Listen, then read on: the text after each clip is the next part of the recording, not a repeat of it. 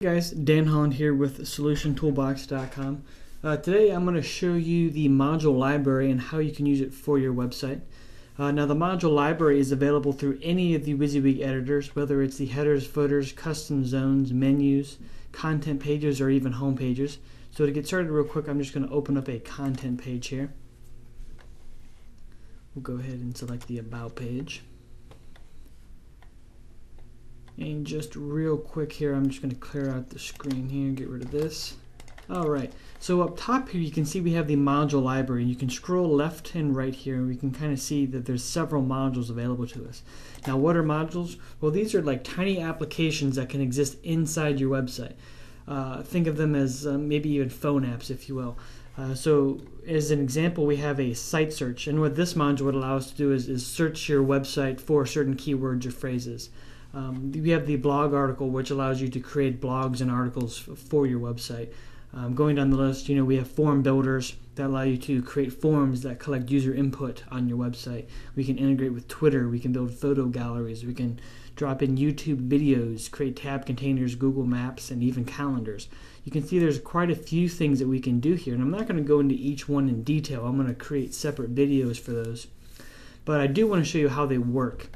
So let's say we wanted to add a form module on this page. So all we would do is click up here and we would drag it down into the WYSIWYG editor. And now we can see that we have a placeholder very similar to the templates in the headers and footers and zones that we've been used to working with. So if I want to edit this module, all I do is click on it, and I can either click the edit module button up top here, or I can right click and say edit module.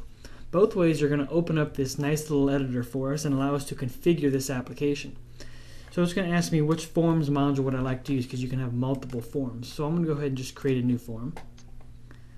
And we will say this would be called test form. And we'll say create form. And then this will open up the form builder for us. Now what the form builder is you can create a form field on your website to collect information from users, such as their name, maybe it's a newsletter, maybe it's a quote request or something like that. But very easily, if we come here and click on text box, we can add a text box to the screen. And we'll call this name. And we can put text, before the field, after the field. We can put in tooltips so we can control the width and the height of the field, make it required, so on and so forth. But if we hit just save real fast, you'll see that it will pop up here with a text field.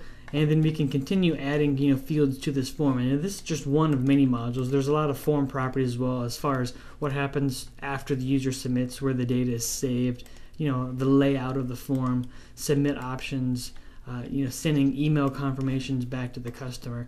And each module is a little bit different as far as the properties and fields that you can edit. But the point here is that you can very easily add functionality to your website using these modules.